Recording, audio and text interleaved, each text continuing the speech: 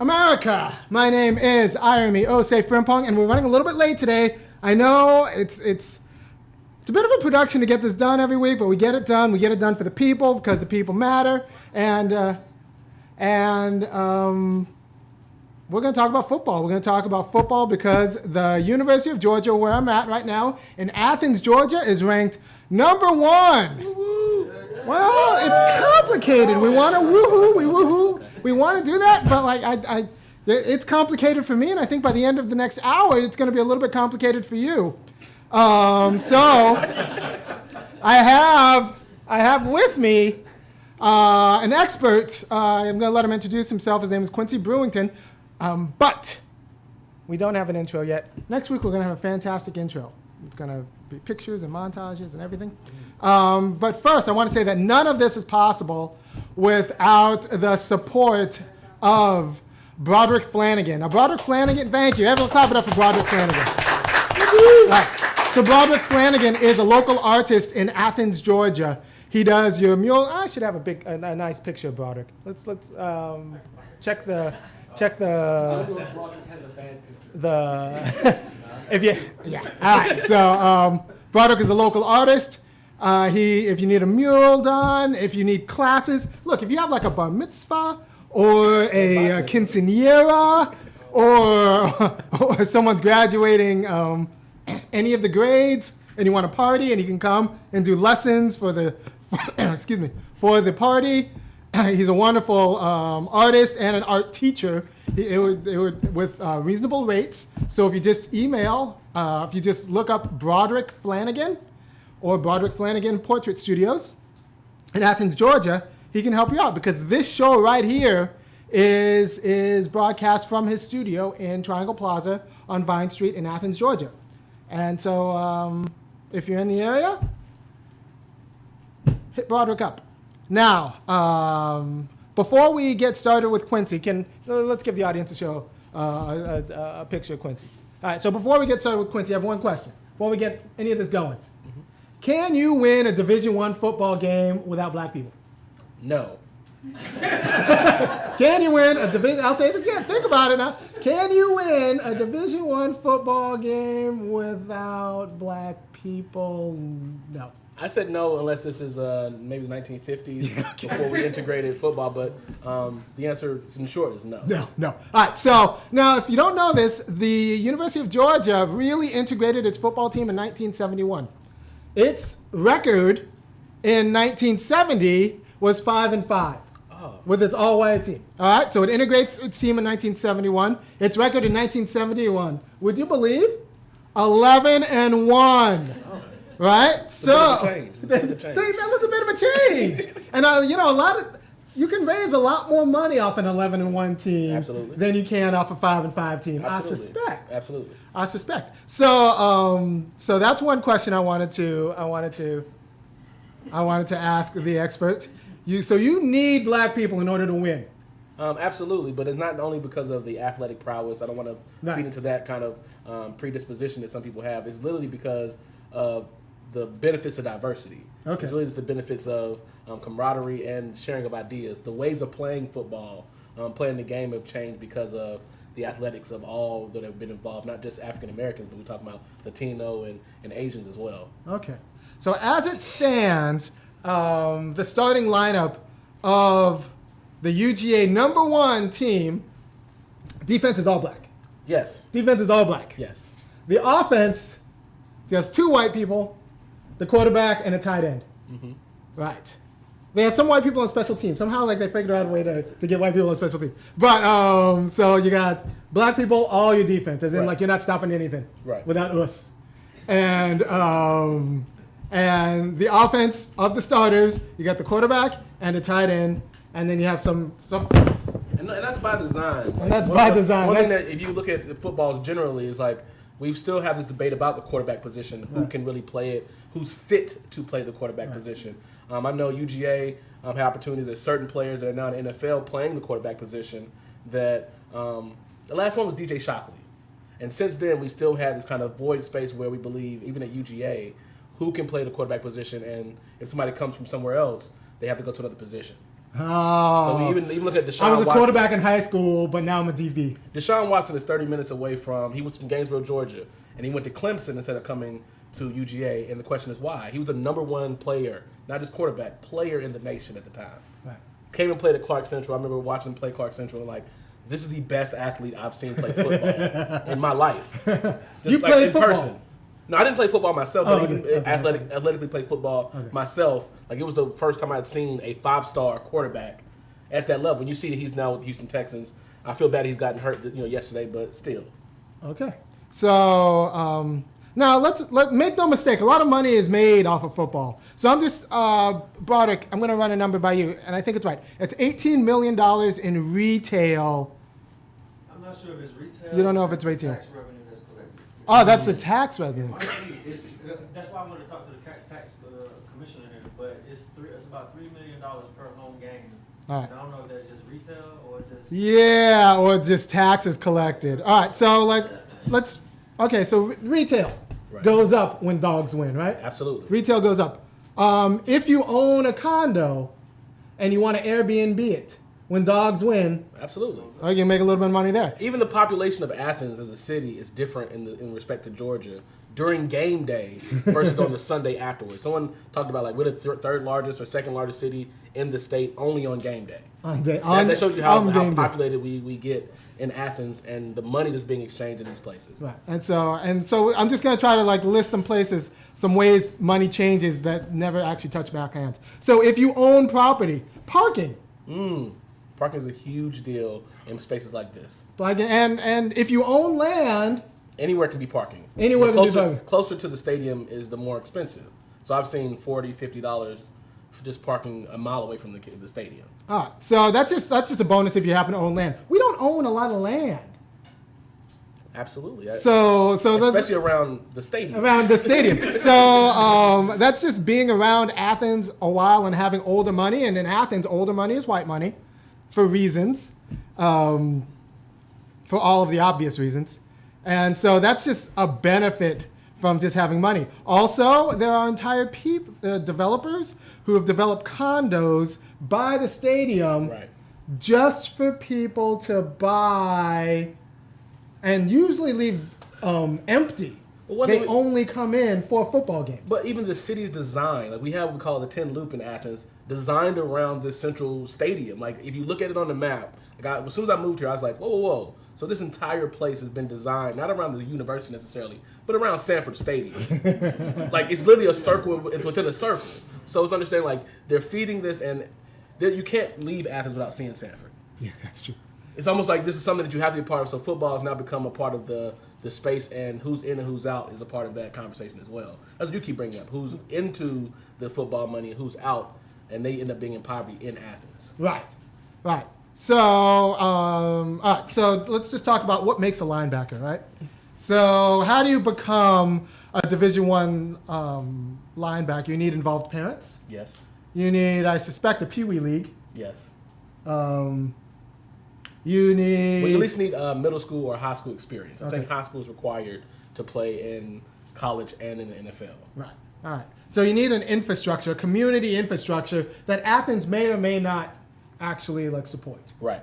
Because I don't believe Athens is going around actually sponsoring Pee Wee leagues and supporting. When you see the difference between UGA football and their commitment to football versus Clark Central and Cedar Shoals, it's a vast difference. Right. So I question. You bring up a very valid question as far as we're at a Division I school that is football is a Georgia thing, but in the place where you have the biggest support for a college team, the local schools they have that support, don't have the level of competition, that level of engagement necessarily that you would see, that oftentimes you see with the NFL, with their local Pee Wee and kind of youth sports, initiatives. So you're saying that some of the money that Athens is going to see as a bump because of our ratings, because we're going to sell a lot more sweatshirts now. Oh, absolutely. We're going to sell a lot more sweatshirts. And jerseys without last names on the back. Yeah, Georgia. I saw when I first moved here. I'm from North Carolina. First moved here. There's a lot of number 3 jerseys, and as a person who followed Todd Gurley throughout his career, it's kind of one of those things where I knew who number 3 was, and throughout his turmoil with that, receiving benefits or not receiving benefits, there was a lot of conversation like, this is a major celebrity in the city. Right. And what does that feel like for him, not only as a football player, but as a student athlete? Right. No names on the back. So all of the money that swirls around college football, hey, come on in, man. All the money that swirls around college football, not enough of it finds its way to black hands. Right. And so there are different schemes you can talk about what we do to make sure that to make it more fair for the players, right? Because if you want to be a professor at UGA and they really want you to be a professor at UGA, they'll find a job for your spouse. Yes. They'll well, that's a big deal just right there. They'll find a job for your spouse. They'll also help find a house. They'll help you find a house. And your kids will be able to come to school for free here. Yes. All of that. So it's not ridiculous to say that, look, maybe we should give jobs to parents. All your brothers and sisters come to UGA for free. See, the issue you run in when you start having these conversations is that when it comes to resource giving, it's like, where's the slope end? See, the current model is under the guise that we're giving them free education from this poor background that they would have been in had they not come to the University of Georgia, LSU, or any other place like this. So this is the experience that we're taking them out of and giving them opportunities as a result of their athletic prowess. So that's the mentality that goes into how we give resources. I want all my people to have opportunities. But the idea of equitable resource giving, that's one thing you're speaking of, like being way more equitable in when we have a professor, we're going to make sure that the entirety of that life is going to be taken care of. But when we have an athlete, a football player, even knowing the things we know about CTE and things like that, we still have a very shallow, well, you're getting an education. It's like, well, if I'm an in-state kid from Georgia, you only paying me like, what, $10,000 at most to play football per semester, but making billions every Saturday or millions every Saturday. You can't compare those apples to oranges. Right. All right, so also, in terms of money that's being thrown around, can you put up the new stadium, the new indoor training facility? On the strength of our wonderful football team, the UGA boosters and the university raised $30.2 million to build an indoor facility. And they christened it last year, and that's the facility over my shoulder. So $30.2 million they raised for that facility. Now I'm saying, I don't think black contractors, black cement people, black plumbers, black HVAC people, all of these people could have been paid with a little bit, with intentionality. Right. If we're like, look, we're going to make this money off of black bodies, so let's see if we can like employ black people to build this stadium. Right. That level of intentionality wasn't put in. So why not? Why isn't that level of intentionality put in? Because it's not seen as a part of the structure of the football as an industry. It's not seen like that part of football is seen as just purely business, and we know how capitalism sees business even through ethnicity in this country. So it's kind of like when we're discussing football, some will say, well, we're discussing football on the field, or we're discussing the football in the front office or in the administrative office. So in the administrative office, we're not going to have this conversation about race. We're just going to try to build the stadium. Right. That's really the most important thing. Whenever we start talking about football on the field, then we start talking about race and equitability and what are we giving to these student athletes and things like that. So when you start bringing up contracts, like even for a college campus to understand that, they're going to be like, well, that's administrative. That's not something that we would consider football on the field. And consider race and consider ethnicity and cultural relevance and things like that. You can only raise $30.2 million if you're winning. And you can only win with us. We decided that. Yes. So I want our people. So like in my ideal world, it seems to me that football players need some sort of union to balance power between their responsibilities and their power and what they earn and the way the revenue is generated. So they just need to a sort of union. But I can't put that responsibility on the players because they're only here for 4 years, and you need one, a more stable body than someone for 4 years, and two, like they can't do everything. Like, so this is what the NAACP should be helping to organize. But this football is a great part of the conversation because you can literally right now use the NCAA versus the NFL, and you're having the same problems. As far as a governing body, like they have a union, but look at how the union has functioned as far as carving out their space with the NFL industry. Right. And seeing how they now respond and saying, no, you get your ass on the field, excuse my language, and play the game next Sunday, even though you know how I feel about you, you know how I will maneuver outside of this in business to affect you and your lives. Right. And not just lives of you yourself, but you and your family, where you live. Like these people who own the teams often are major business owners in the city. So it's not like these lives are not interconnected. And the same thing is what we're talking about in UGA and Athens, as far as like there's an interconnection. Even seeing people who are independent contractors, if you will, who sell bottles of water on Saturday. These are all things that need licenses. Like I was talking to my hairdresser, who was like, I gotta get a license to sell stuff on Saturday so I don't get stopped by the Athens Clark County Police for selling stuff like fruit or juice or homemade goods. These are all things that are required. So even if you're trying to conjure money as an African American in the city of Athens using football, there's still those clearinghouses or those stopgaps that are in place to make you do that you have to go through.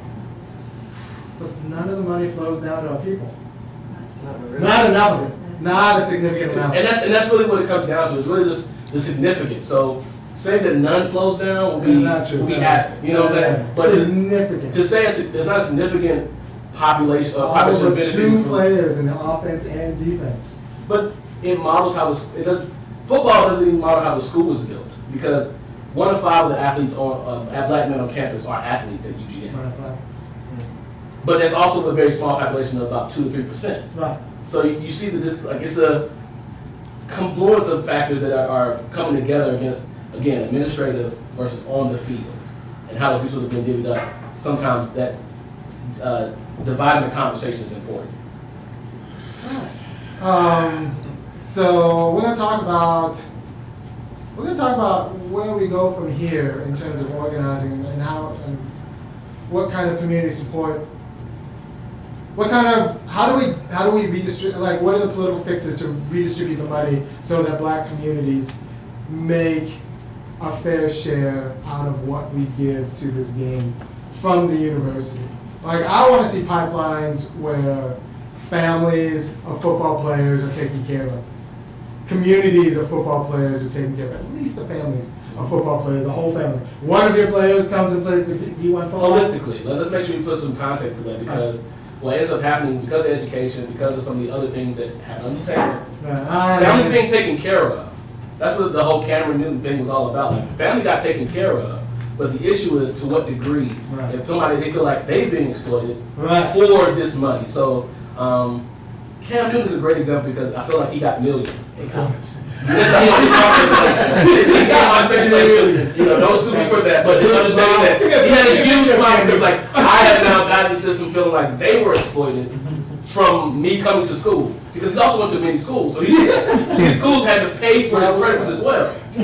But if we don't know Cameron Newton, tell us what's the backstory. Well, Cameron Newton had a huge story about receiving improper benefits while he was at Auburn. High school, right? I mean, it was some speculation about high school, but even at Florida, he had some issues with improper benefits and some legal issues. So Cam Newton, when he went to Auburn, and especially versus Alabama, was really fighting this whole improper benefits. And that's one thing, even when he kept saying improper benefits, they're classifying the benefits they get from free labor as proper benefits. And that shows you that capitalism, that's how it works in the mentality. So even when we keep going back through how Athens is the way it is, well, when people come here on Saturday, they don't see Athens. They see the university, they see football, and they say, this is a great place. So when I travel to the state of Georgia and talk to people, they're like, oh my God, you're gonna love Athens. I'm like, well, I live in the poorest side of town, in the poorest city in the state. How am I gonna love being in this place? He's like, well, when they come on Saturday, that's not what they experience. That's not what they see, that's how they experience Athens. Right. And that's by design. And that's by design. That's by design. So, what do you need for you to feel good about watching a football game? What would you need to know happens on the backside? That the players feel like they're being equitably resourced, even in money and the support for them while they're playing and thereafter, because all of them won't make it to the NFL. So understand that they're getting this degree, and they're getting a degree that actually matters. Do we have numbers on how many graduate? No. Not right now. I was at Berkeley and it wasn't as high as I'd like. It's not. It's never as high. It's never like athletes are having a harder time graduating than any other population on the campus because they suffer from like being engulfed in the role as a student athlete, being isolated not only socially but academically. So they have a harder. I'm a motivational psychologist. They have a harder issue maintaining motivation academically than any other student role on campus because even at UGA, like people are like, have you seen Nick Chubb? Have you seen this athlete? It's like, well, these athletes are bused and rolled through campus. So even if he wanted to connect with another black male student on campus, which is critical for his motivation at SPRU or highly selective public research university, he may not have the opportunity unless he's in class, and those classes have been chosen for him. So it's such a structured environment that we forget that these student athletes are enduring, that why are we not paying them for literally structuring every moment of their time? Mm-hmm. During football season, 24/7, they're under the watching guide of some type of athlete surveillance or some type of surveillance, to call it what it is, that they are not being compensated for. There's social media. Yeah, there's social media. Social media is now. Everybody's media trained. Everybody has to be media trained because even though they're not being compensated as professional athletes, they must engage with the CBSs and the TBSs and all these ESPNs like they're professional athletes, or they'll be scourged because of it. And that's one thing that when it comes to black athletes, especially at these universities, they experience that other athletes do not, or other students do not. It's kind of like isolation, but also view on you that's always going to be there.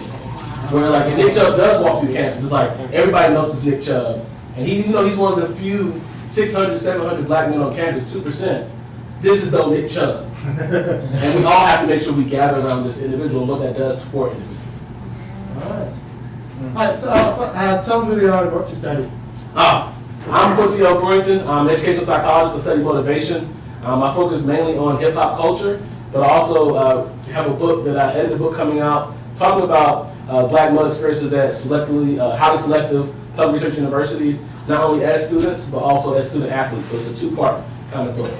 And these are from scholars all over the country. So we have scholars from UCLA, scholars from Houston, scholars from LSU, scholars from NC State. Did Harry Edwards I'm sorry? Did Harry Edwards? No, not. But we already started on the second edition of this because literally this is a conversation that there's no book talking about these Division I schools, not only as educating black men, but also as student athletes. Bringing that conversation together because it's such a small population, but oftentimes we have a conversation on one end or on the other end. So it's 1 out of every 5 that you meet on the college campus like UGA will be an athlete, whether it be a track and field athlete, football, basketball, baseball, at a predominantly Division I school, 1 in 5, 20%, 25%. Black bodies are here for their bodies. And that's not including overall, the average national for those highly selective schools is 3%. No school goes up 3%. I think 32 out of 50 in one study had 500 or less black men on campus. These are schools that have populations of over 20, 30,000 undergraduate populations. Yes. So I guess if you see a black guy at BYU, he probably carries the ball. And this is why when I moved to Athens and I had an experience, I didn't understand it first. Yeah. But once I got around and started, oh no, that's the experience. If you go to UGA and they suspect you as an undergrad, it's a good chance you probably play something. Yeah, they expect you to play something. Right. Can you say the title of your book again? It's really about engaging recruitment, retention, and enrollment of black males in education. It's still a working title right now because it's in press, but it's one of those things where we're really talking about those highly selective universities like Georgia, like LSU. The SEC is a good example. Clemson's, the ACC. You go to the Power 5 conferences, we're talking about those schools. The Stanfords, the UCLA's, like these schools that are, well not Stanford, but public, using public money to still underserve African American students. So that you got to also factor in that UJ uses tax money for this inequitable, use of football on Saturday. Right. No, tax money that supports a racialized distribution of income. And people get moved, and people get, like when you talk about those luxury condominiums and apartments, like people have been moved out. Pickens has a study in 2001 about like the lodge was moved for student housing, luxury student housing. People are always told the old adage like, you'll be able to come back. And they're never able to come back because they get moved out to the outskirts. So when you go out to Winterville and those places like that, you meet poor African American, Latino, Asian people because they've been moved from inner city of Athens. Right. If that exists. Well, yeah, and they don't have the same resources. Now people are moving out to Oglethorpe County. Right. And you just don't have the same resources. Right. Public transportation, services, hospital, healthcare, like you just don't have the same services. Absolutely. They've been priced and shoved out because like now we're winning and people want this land. Absolutely. It's a curse of winning. It's like kind of being an African country and finding oil, and then all of a sudden like everyone looks at you. That's the same question over again. How did that land under your feet that was poor yesterday all of a sudden become the richest land today? And that's literally what happens when you look at athletes in football. It's like if they decide to build a football stadium or some type of athletic facility where you live, that land has now become gold. Right under your feet from yesterday to today. So. Yeah. And your deed might not matter if they eminent domain you. Or what happens is with people, you have to understand, one of the problems with rampant inequality is that when you're vulnerable, when you're on the bottom side of that inequality, which all black people are, because even if you have a little bit of money, your cousins don't. So like you're on the bottom side of that inequality, you can be easily overwhelmed. Your morals can be easily overwhelmed with what some other people think of as change. Right?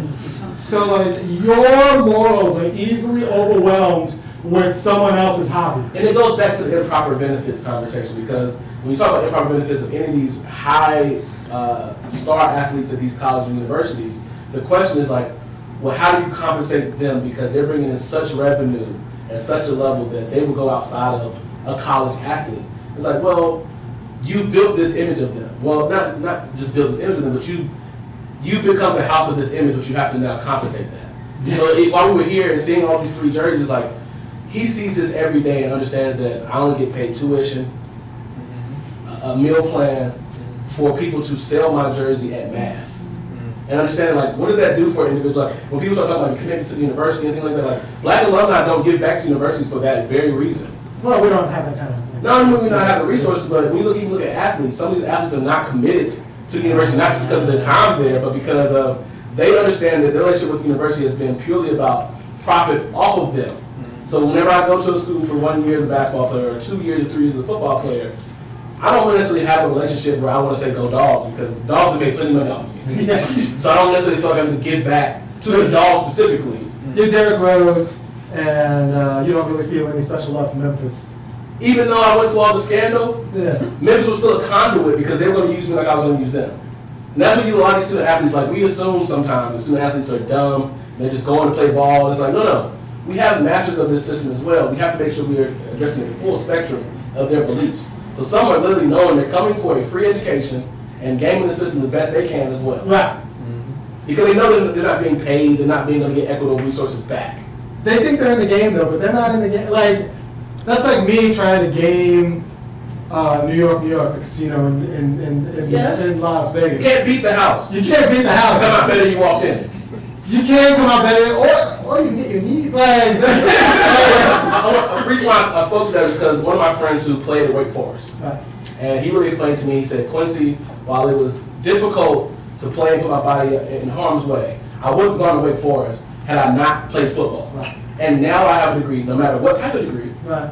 I have a degree from Wake Forest. There's a great Wake Forest. So, and I network with people who their daughter of the Orlando Magic. You know, he was networking with people on campus that could benefit him later on. Right. So even having an opportunity, he made for me that's invaluable too. And that's what he used sometimes as the scapegoat Yeah. for. We don't have to pay you. It's an experience. It's like, well, this experience would be a lot better if I was paid in the experience. It's like Disney. Or And then he charges you like $200-300 to go to that experience. yeah. Or like if I knew, like honestly, what I want is if I'm a blue chip recruit, I want a job for my mom and dad, or if they want one. I want that job to have a 10-year contract, so if my knees get cut off, they still have a job. Right. I want all of my siblings to be able to go to that college for free. Right. Like entrance waived. Are you talking about a legacy type thing? Well, I want to start a legacy. Okay. That's how you start legacies. So all my people, I go. All my siblings go. Maybe a cousin, but Everybody's got a lot of brothers and sisters. I get to pick 4 of my favorite people. Yes. They all get. I don't want you talking to me about their SAT scores. I don't want any of that. No, I I can get go to them. the house like everybody else. And with the minimum requirements, I want them inside. I want them here. I want their tuition taken care of. Because like, wealth is a community property, and stability is a community property. So if I'm just like the one Negro who made it, That I don't want that. I want to be able to like actually say that the university was committed to my community. So yeah, I want to be able to pick 4 people who also get full time, who get full rides and tuition and living expenses, and I want my parents to have jobs. You're not saying anything for them because we've seen situations where Professors get a similar gig. even quarterbacks who go to a high-profile quarterback goes to a certain college, that coach from high school or that dad from high school gets an assistant job all of a sudden. And then after that kid's gone after those 4 years, that 5th year is like, yeah, we couldn't keep him. It's like, well, we understand what was happening. It's part of the deal. I don't like this system we have now where it's kind of like, well, we didn't know. Like, what you're speaking to is exactly what happens, but understanding it needs to be explicit, it needs to be transparent. I understand that it needs to be equitable, and the reason why it's not clear and transparent is because it's not being equitable. This happens in other spaces, whether it be baseball, but we're talking about football, but even in football, we have situations where, because of the talent of the kid, people get jobs, people get opportunities until that kid leaves. All right. So we also have in the black community a high level of single-parent households. And I'm going to say something that's not going to be very popular with some people. How many people do we have in home? About 100? You have 100. 100? Yeah. That might not be very popular, but it's true. I don't like these football coaches playing daddy. Like I want independent representation. Like these football coaches. Football coaches, preachers. Yeah, no, they're like, no, I want someone who has a different interest. Or like these football players like pitch themselves. Well, I'll be your kid's dad. Well, you need somebody who's less vested in the just purely. It could be athletic or academic, but purely in the resource they can acquire through this child. You need people getting out of that situation. So even when I look at mothers and fathers, coaches and resources in the community who sometimes abuse their role to exacerbate the resources and get through this child. Right. So one thing I watched, ESPN had The Best It Ever Was, and in that documentary, like the kid was very talented, but he had so many brokers, from the preacher to the teachers who were all trying to get their little bit of change to convince him to go to this University of Oklahoma or Texas or Southern Miss, and that's an experience that a lot of people are having, where it's like, well, I can't get in trouble with NCAA for getting improper benefits, but I can also convince this kid to come to your school. How much does that cost you? And understand that that's part of the inequitability that we have, where people know this happens, but if we can play the Wild Wild West on the undercard, we don't have to pay in the transparent front. So everybody's like, no, they've been paid. Yeah. Everybody's been paid. But that's not the case. Yeah, it's not the case, and there's no accountability, and it's not equitable. And so yeah, Kevin Newton got paid in cash, in disclosed amounts through envelopes. And nobody will ever know. As it should be, because of how he did it. Oh, yeah. And I feel like in this current context, and it's terrible to speak this way, that you have to do things under the table like Cameron Newton and those other guys, Johnny Manziel. We don't have to just mention black athletes who've done it. We can talk about other athletes. Johnny had money. And he had money. But understand that he's got some more. Similar to whenever you work at McDonald's, when you see that at the end of the night, someone made thousands off of your register while you made hundreds, if not less. Right. It's very hard to keep working at that place. Yes. Even though people keep saying like working in corporations is a normal experience, it is very difficult for you as an individual to see yourself make millions or billions for someone else and you go home to thousands. If that. Oof. I mean, these players, man, like I said, starting defense is all black. Offense, the white quarterback and a white tight end. The rest of the starting offense is black, with white people on special teams. So that's just the division of labor in your ranked number one dogs. And I want to know that the money, because now Also led by a white head coach. Also led by a white okay, in the part of in athletics and sports, especially football. Right. Because the coach is one that can keep these gladiators in line. So you always see us herald the coach. I can't remember who the old coach of UGA is who won the national championship, but just seeing him and how they Julie or Fred? Julie, how they juxtapose him with Herschel Walker. Like, he's a person that could, like, he had this great athletic talent, but had it not been for Dooley and him directing this great athletic talent, like, no, Herschel Walker would have been Herschel Walker whether he went to Georgia or anywhere else. He just had that special talent. Jackson, yeah. Dooley has a statue. Herschel Walker didn't have a statue though. He has a statue, nobody bought it yet.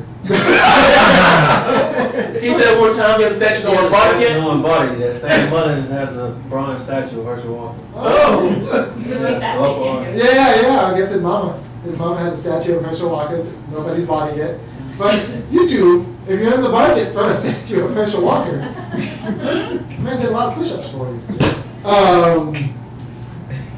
So what kind of institutional, like what would you like to see? How would you like to see the players compensated? If not cash, anyway. What else? What other, like? I think what actually needs to happen is a semi-pro league similar to what we have in baseball, where you have these kind of conduits or avenues people can go to if they don't want to go with academics. I think one thing we've gotten caught up in is there was a time period in history, because I'm accurate when it comes to history, where it was student athletes. It was kind of fun and intramural, and we played for competition and school pride. But we're way beyond that time. And I think we just stop acting like Go Dogs is not something that just is school pride. It also has dollars and cents. And we need to understand that this is a pre-professional league. And this is a pre-professional league or semi-pro league, and you can treat it as such. So in baseball, not only have the literacy as far as finances for everyone, but they have a league where if you want to play, put your body on the line from 18 to 30 for a hoop dream or a football dream, you can do that. Yeah, you're going to make $30,000, $20,000 a year, but at least gives you the opportunity to make that choice versus, oh, you got to come take some courses, and we're going to give you this free education that some of them do not want. So it's like, I'm going to the league. You know when I came the first day that my view was the league.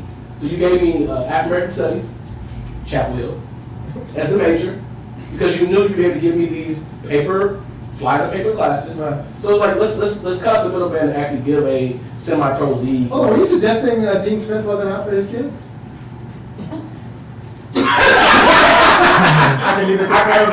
I won't sit here and put out there that he doesn't care about the students that come in, but for any head coach, from that time even till now to say, my number one priority is caring about my students, then what's the contract about? Why do you make those payments first, and then you come to campus, and whenever you go to a new contract, there's not a conversation about that with your students. That's nobody looks at his graduation rate. And so imagine, the wins and losses. So imagine a person who was your recruiter, who is your admissions into the university, and really is your advisor throughout the whole entire process, who says, oh yeah, by the way, this is your second year here, but I got to go to another university for better money. No apologies, because it's business. Oh. This is when you start running with the rubber meets the road, where you start shutting down programs, you start having people going from one place to another, and you start hearing about coaches making $20 million a year, $16 million. We're talking about this, Agent. We're talking about that type of money per year, while you're like, well, I'll go to the calf again on Wednesday. It won't ever equate.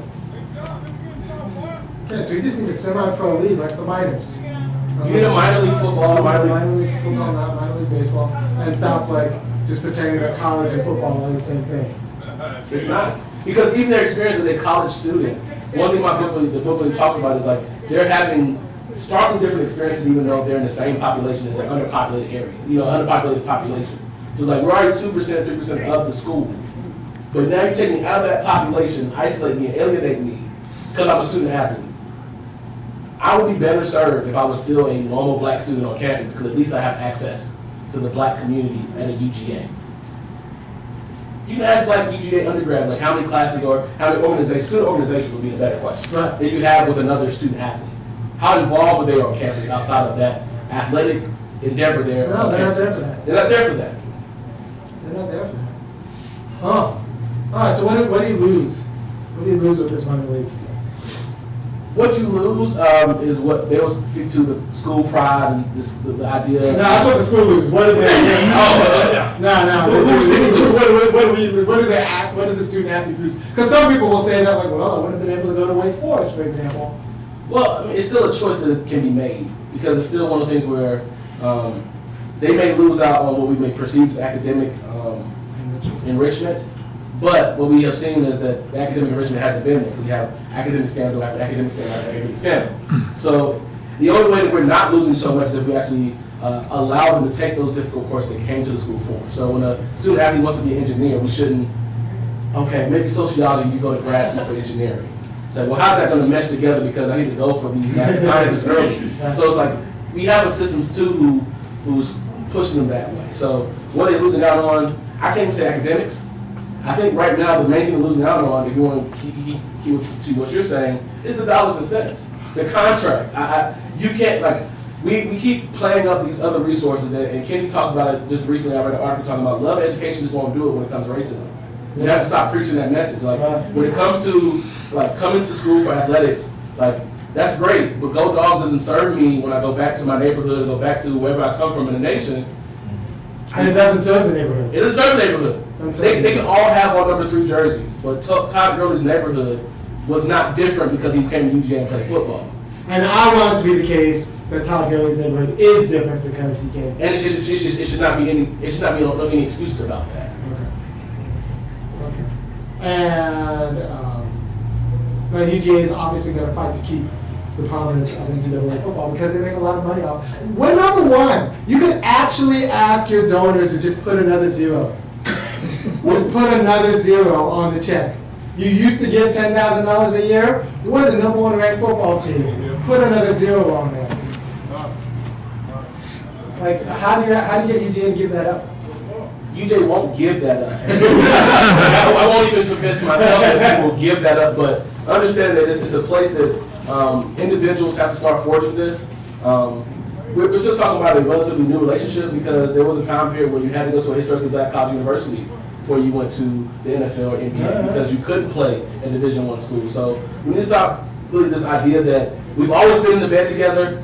We've always been doing this student athlete thing. This is new and it's deeply contested. It's new and deeply contested, and it's very much like the American system that we live in. And stop acting like, no, college is such a liberal haven that we all go away from, and they just play football for their friends, and they drink beers with Monday through Friday. Like, no. Some of these people don't know athletes or students on campus as much as we think they do. Right. So when we have those skirmishes or issues, it's like, well, how often they're alienated on campus. Right. So how can we really start building the networks back of athletes or student athletes on campus to be students as well? Because then you start seeing some other changes come along because they'll have more voice.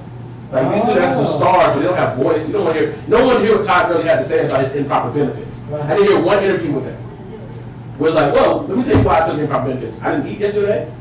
I wore the same clothes unless you Jay did it to me. Right. You know, so these are real issues that athletes are faced with.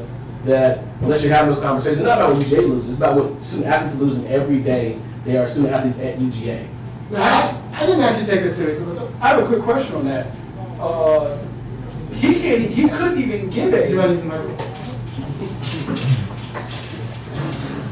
I would say I didn't know a lot of this until I just started listening to Jalen Rose talk.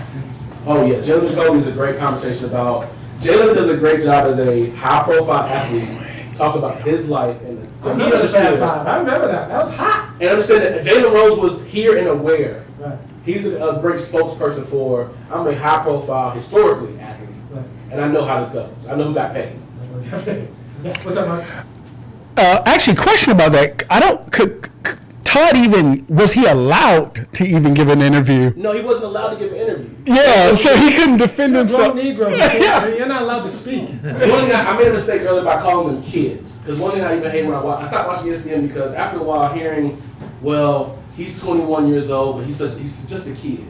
For certain student athletes or just student athletes in general, was like, well, that shows you we're not respecting them as men. Right. Because when an 18-year-old student comes to campus, we start putting all these like, you need to understand you're a grown-up. So when they come to Athens, they learn very quickly that if you drink and drive, you'll be pulled over, you'll be charged, you'll have to go to driving school. And that's one thing that when we start talking about them as athletes, we revert back to that, oh, they're children, they're people we can move and manipulate how we want to. Like we don't pay kids the same way. Oh, we definitely don't pay kids the same way. But if we're going to go with that same guys, that means that we have a child labor issue in this country. So it's the same thing.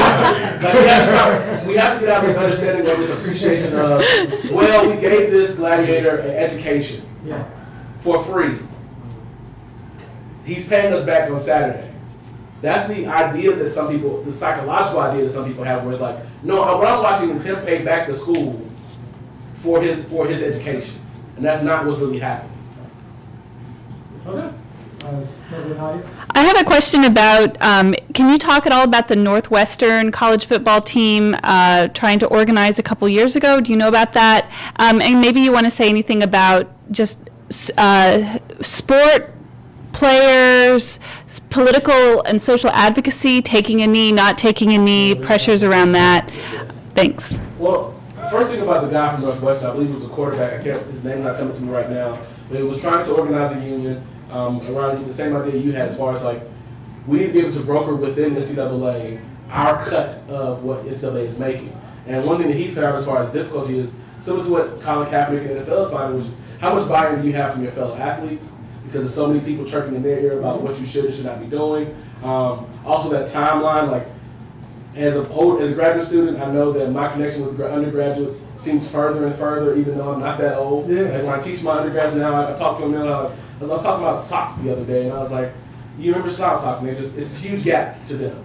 It's like, well, you're going to see very quickly that when you graduate, that gap it closes. So it's like he had a huge gap between his graduation date and the student athlete came thereafter, because there's this generational gap and all those things. So just having that whole issue of how does a 4-year student start a union that he can pass on? It was similar to how student organizations happen on college campuses. Right. Well, sometimes they pop up and they may change names, but they kind of fizzle out and kind of reemerge. And you got to understand that the university is built to outlast an occasional flare-up. Yes.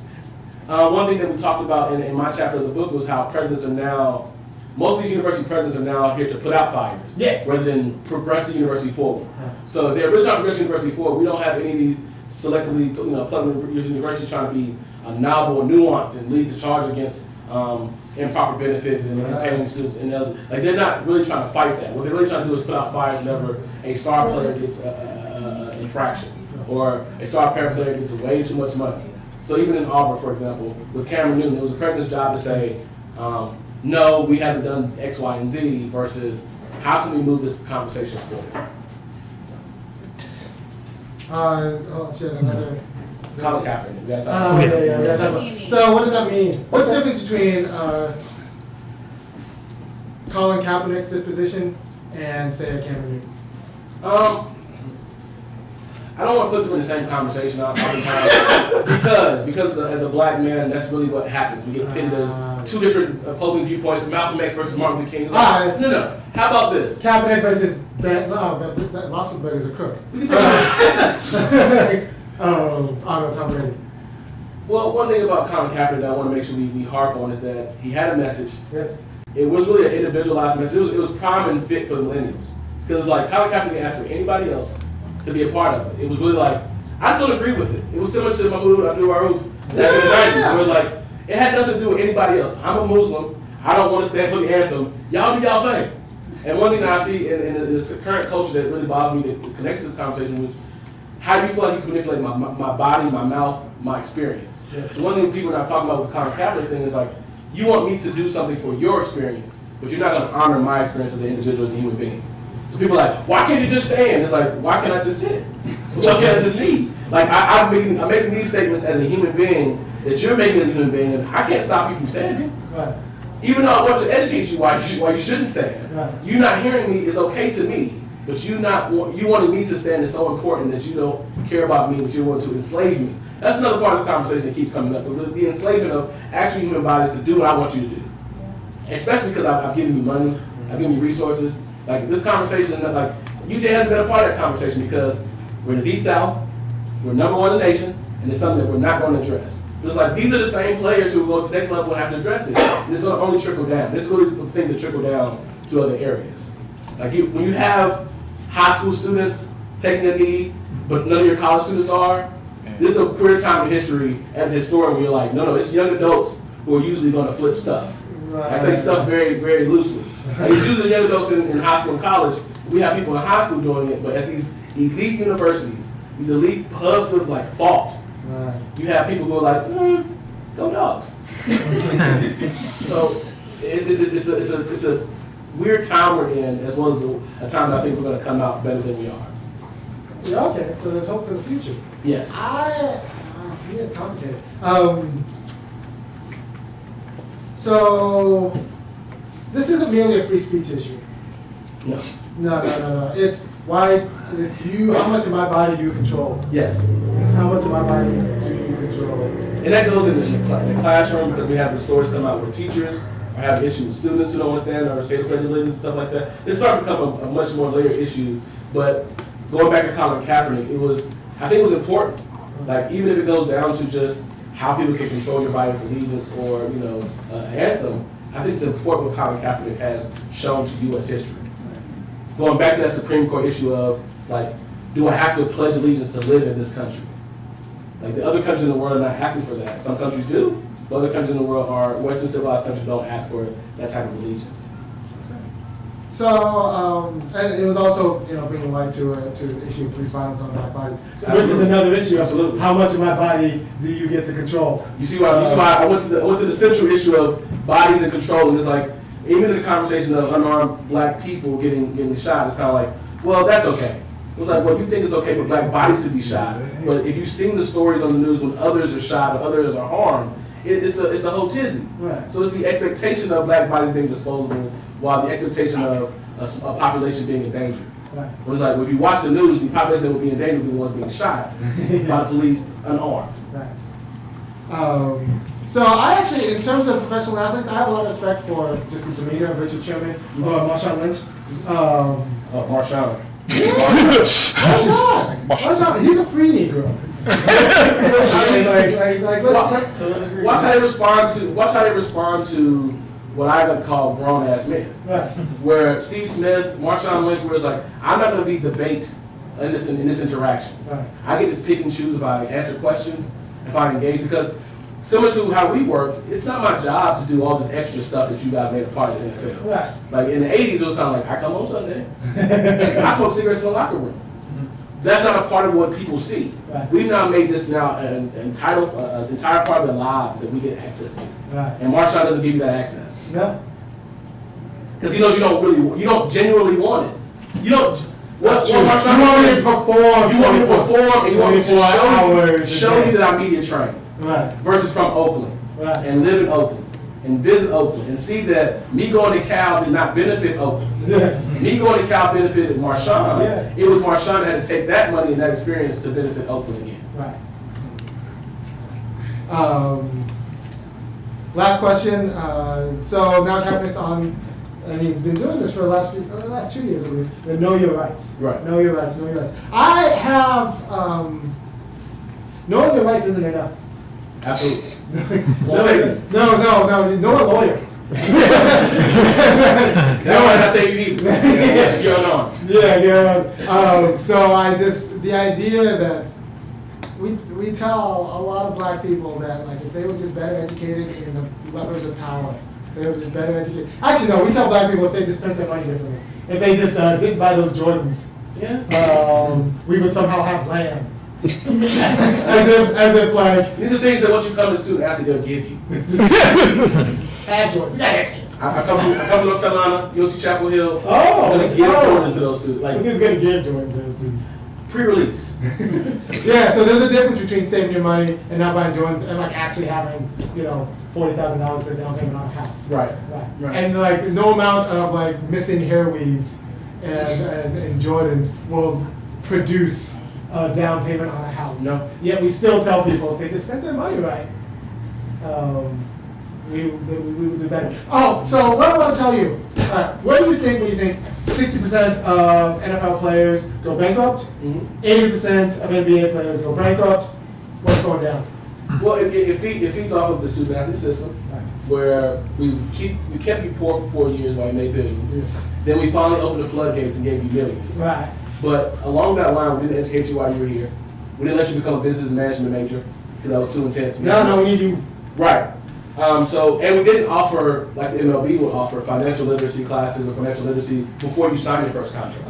That's required by the MLB. So that's one thing that even in that documentary that the ESPN did with 30 for 30 Broke, they brought out that the MLB requires Major League Baseball. Major League Baseball requires all who play Major League Baseball to have financial literacy before they sign their first contract. Why are they not doing this in other leagues? Well, because that league is black. Yeah. And we understand that once people get millions, we want them to waste the millions versus actually trying to start those new contracts and start, like, why is there not an NFL player who has a cement company? For the heck of having a cement company, because I don't have money outside of this. Like, there is a streamline. Let me go back. I like what LeBron James is doing. I think LeBron James' model is something that is really scary to a lot of business models where it's like, no, I was the athlete, but I had people around me who was going to school. And they now are people who run what I want to run. Because even though LeBron James is a smart individual, No, he he can't do understands everything. he can't do everything. And I have people who are talented, gifted around me. And even though they may be former athletes, gifts and talents are still going to be gifts and talents. Right. So these people were allowed to go to school while he was the first 4 years with the Cavs. So Yeah. Russ Parr and all those people afterwards are now here as a part of this larger community of equitable people who I can use to make more money. So we got a lot of black people watching, so we got to talk about balls. We can put them in context of like Richard Williams or Tiger Woods' dad, but we got to talk about the balls. Triple B.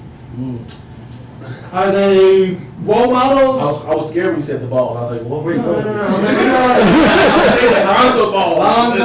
Well, we got to talk about the $500 shoes. Yes. Big ups to them. Big ups. Big ups to them. We're in a place now that it's not popular what the balls are doing, especially the father. America's not used to a black American dad. And him and his braggadociousness is so American and so black that it's something that you have to appreciate. His competition that he feels like, and is really competing with Nike and those people because it's kind of one of those things where if they can do it, why can't I? Yeah. That's really They have overpriced shoes. I have overpriced something shoes. that's so culturally relevant if you are in any of these black spaces. If you ever lived in DC, lived in Atlanta, lived in LA, this is what people are like. Like, oh, if Nike can do it, why can't I? And he's really turned his family and his belief in his boys into something that's real and actual. And I don't ever want to like dismiss that. Okay. That's one thing that I think happens too often, where it's like, hey, we dismiss how American he is, because he's not much different than a lot of American fathers, as well as how he's doing something that is so culturally relevant that why not support it? The people who are very critical of it, I always kind of, well, what about it that you really not like? Using your kids as a lottery ticket. This is not something that is nuanced to America, though. No, okay.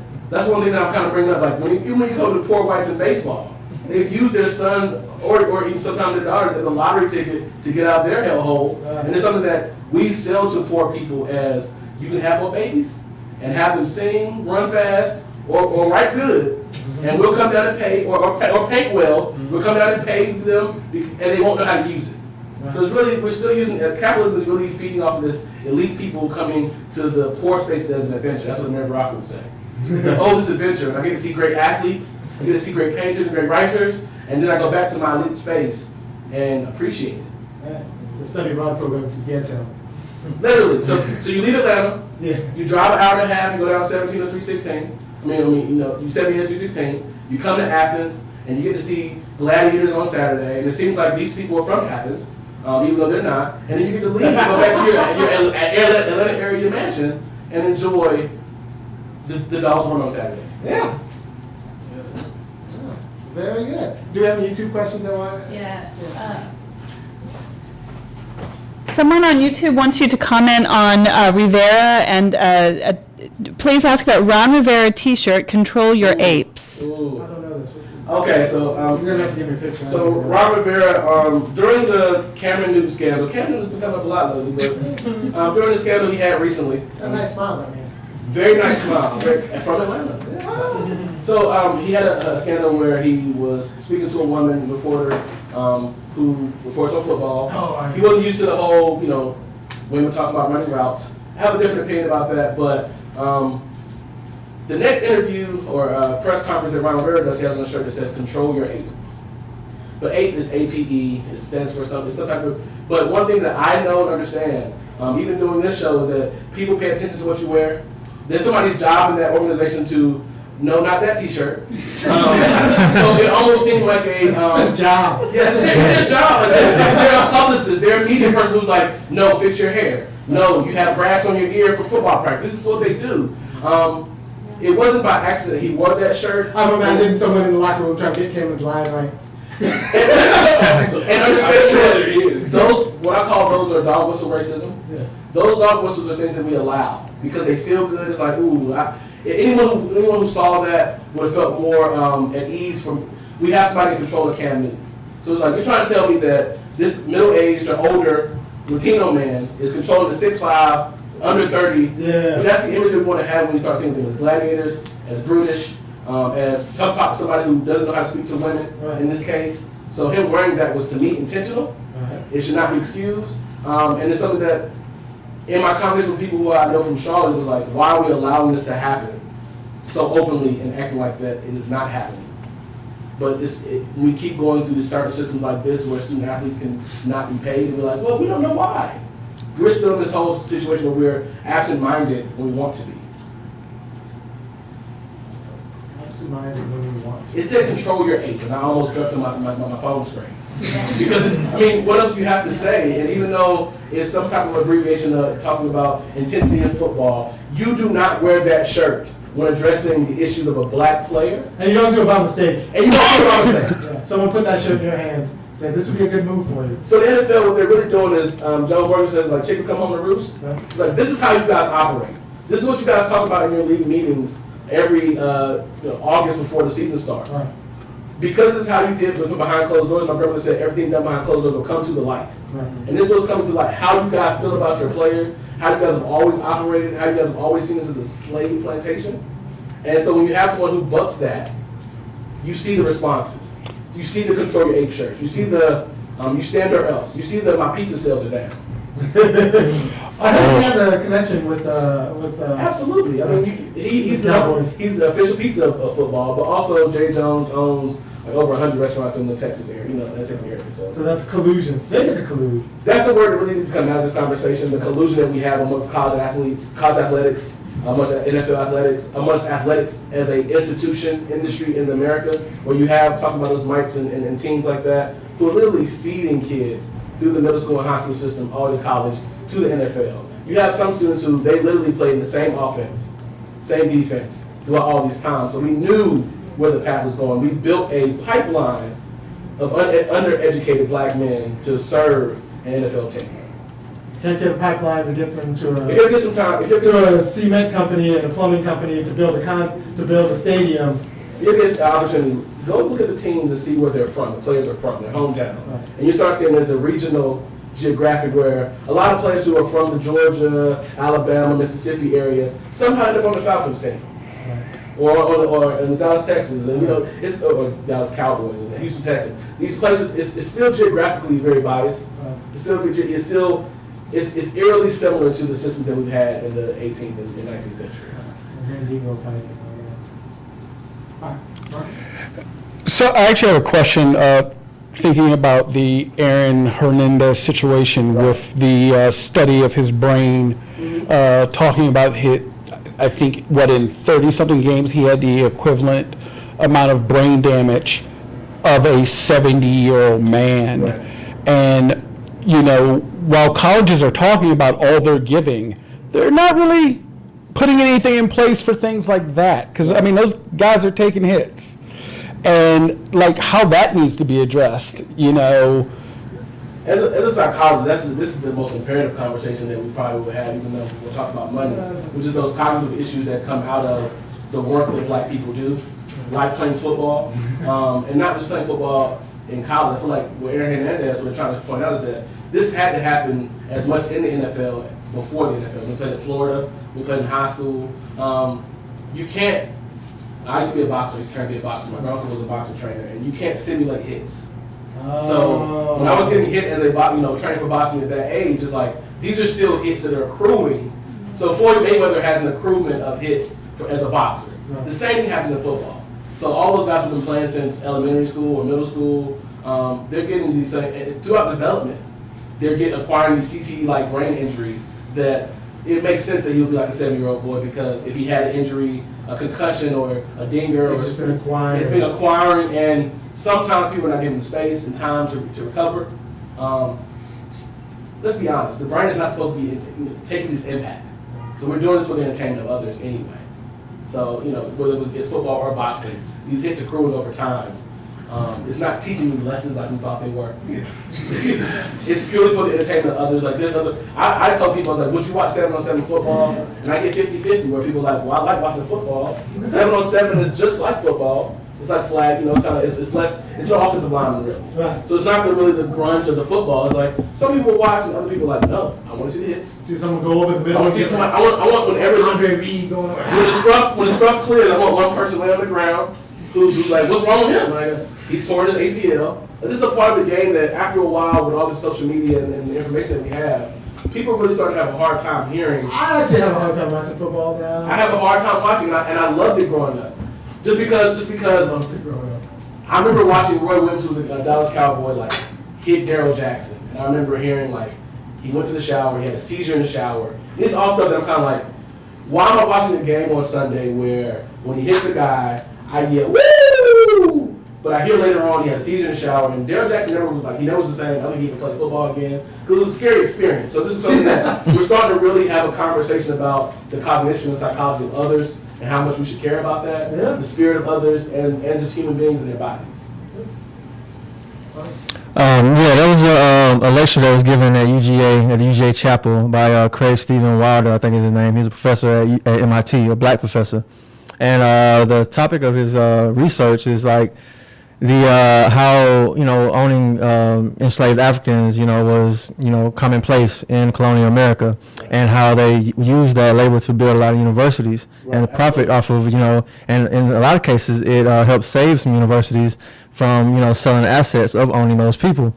So my question is kind of tangential to what we've been discussing, but bringing up reparations and how much more of a case do we need to make when you see what's going on with the football teams and how they're mostly African American men being put through this system, and how that overlaps with the slave auctions and how they examined slaves and had them up on these blocks and made them perform all these different things. So could you speak to that briefly if you can? I'll try.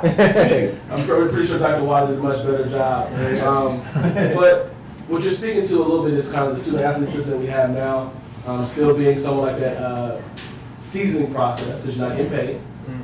You get your 24/7 surveillance, and then when you go to the NFL, you get more freedom, but you also have been seasoned, as well as you get taught very early in the NFL that this is what happens when you get in trouble. So one thing that's very interesting to talk to is like someone who's new in the NFL or somebody who's been in the NFL for 7-8 years, like I just want to work for my teams or do what, what I'm saying? Like it's really almost succinct media trained messages coming from them. So I think we haven't left the space where these things don't fit, they feel bad enough to stop them. Right. So most of us, even when I describe to my friends, I talk about like there's slavery in every part of the U.S. system. You just got to look for it. And a lot of people don't want to look for it because it doesn't feel good. Right. It's like, no, if you look around and start seeing the inequality, the inequitable payments, like this is what slavery looks like. And even though you gotta put money in there, whenever you know there's a line of poverty, it's like anybody below this line, the money they get is worth nothing. It's worth nothing. Yeah. So anytime you talk about poverty line and you have people at the University of Georgia who work every day who are barely teetering that line, like they always change those things to put them right above that line. I'm a graduate student, so I know right above that line is where they put my money. Then there's common slavery. We have to, at some point in time, ask ourselves, like, are we really for or against it? Because we watch every Saturday. I may watch tomorrow, and I'm going to, whoa, wait a minute. Am I for or against slavery? Because I'm watching and supporting this through CBS and TBS and CNN and all these companies. And I know money's being generated, and I know it's not going to black people, but I'm watching football. I can't help but, so it's really serving our addiction of wanting to see football because it's almost seemed commonplace, seemed like something we've always had on TV. Versus how I really feel epistemologically about the world, untitledly about just human beings. So it's really something that more recently I think we have a generation that will come up with, if it's not like this, I cannot enjoy. Right. And I think that's a very powerful thing that the next generation is going to be a part of. It's like, oh no, if that's a part of it, then I can't watch any of it. So I just thought about Title IX, right? So a lot of Title IX equalized funding across gender, right? Across gender, yes. Across gender. So, but it ended up being that a lot of the money generated in football ended up supporting women's sports. Yes. And then it ended up being that a lot of money generated in football supported women's sports and scholarships for white women. Are you going to connect the civil rights movement and the women? I could go there. All right, well, you could go there. I just realized that, like, God, these men ended up, like, funding a lot of white soccer players. Not these men. Not these men. Yeah. Black men are funding Title IX sports for mainly white female athletes. Right. That's what you're speaking to. And that's one of those things where these are still relationships in America that we have to ask ourselves, like, how tired of them are we? Like, yes, we need to make sure we're funding equitably all sports for all genders, but we still have a race issue. And I always try to tell people that we won't ever get to the next field hockey. We haven't figured out gender, and you know why? We keep getting close. You know why? Because we haven't figured out racism. Like, racism was what we're built on. And even though these other isms are built off of that ism, the major ism that America is built on is racism. And until we start seeing that relationship on a college campus, which is a microcosm of the world. So college is going to show how money is looped around. Right. Okay, so the same agreements that the United States has as the federal government, you'll see at a campus like UGA, the SEC, ACC, as far as how the money is going around. Steve, did you have a question?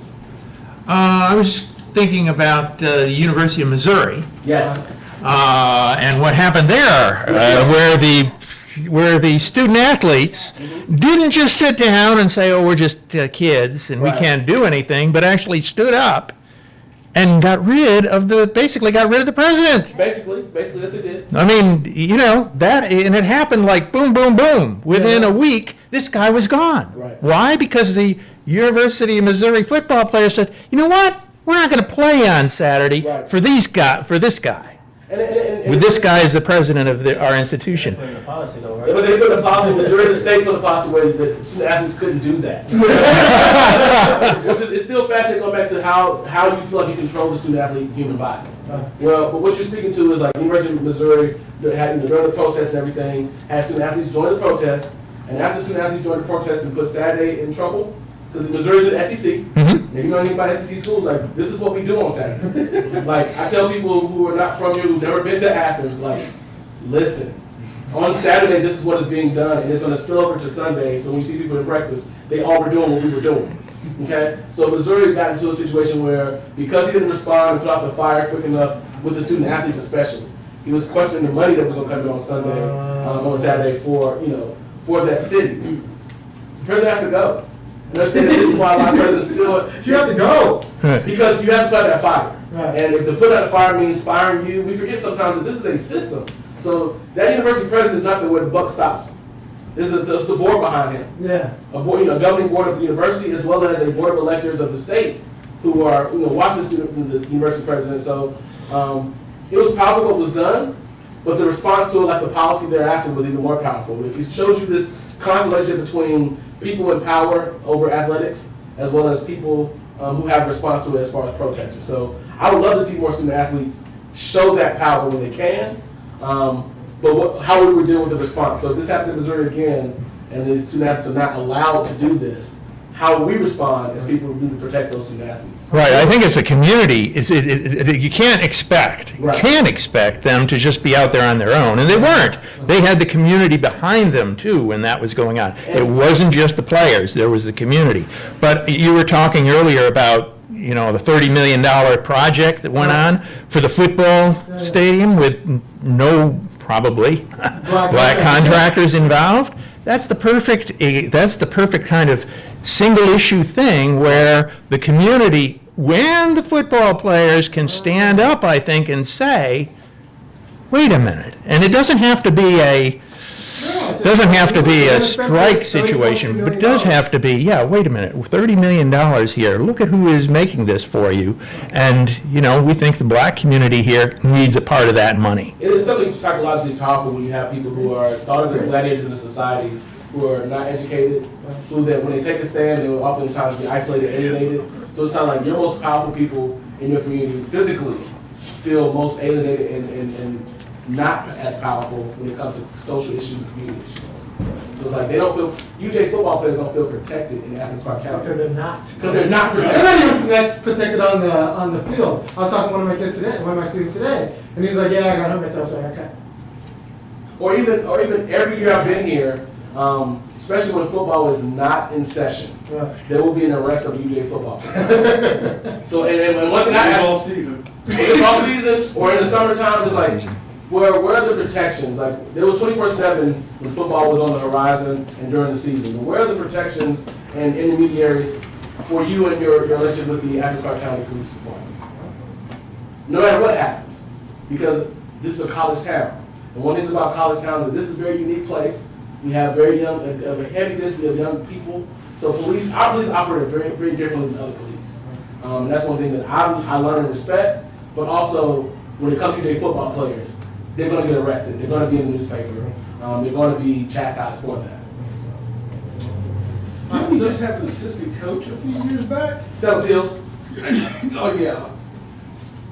Really? Yes, that was a, and that's a, going back to the Did you athletic need to run department. it? Like, assistant coach?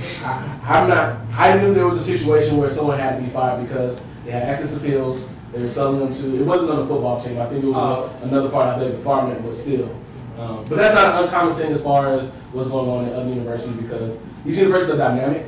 Like, I didn't understand it at that time until I did my research that athletic departments had to give out prescriptions. Now, I know they have a medical staff, but I'm not under the understanding that Monday through Friday, there might be someone on campus who's giving out Oxycontin and these kind of pain medications to a football player on campus. So now we're not bringing the opioid epidemic to the conversation of football players because even the NFL is a part of the conversation. Like how much pain relief you need to play every week. That's just institutionalized. That's part of the game. You know, cortisone shots and things like that is yesteryear. We're talking about new designer pain relief drugs that we expect you to take. We expect you to take. We expect you to take. Your diet is something that we restrict anyway. Right. So even the idea of them going to the cap is something I was saying, but that's just propaganda. They have a certain meal plan, especially during the season, that they're going to be a part of. So even students won't see them in the cafeteria eating regular meals like you would have back in the 70s or in the 80s. Well, thank you. I think we're out of time. Oh, yeah. Hours 15. Okay, so we're out of time. Thank you, Quincy Brewington. Thank you for having me. Yeah, we're going to have you back. Oh, thank you. We're going to have you back. All right, thank you. And if you like, next week we're going to be talking about the Democratic Party. Yeah, we're going there. And if you like anything we're doing, go to thefunkyacademic.com. This doesn't pay for itself. I need to kick Roderick down a little bit of rent. I want Matthew the intern to get paid because I like to pay my people. Wouldn't mind paying Quincy an honorarium. We do work. We try to provide the quality of political education that will eventually lead to a black middle class. Like that's the goal. Don't make no mistake.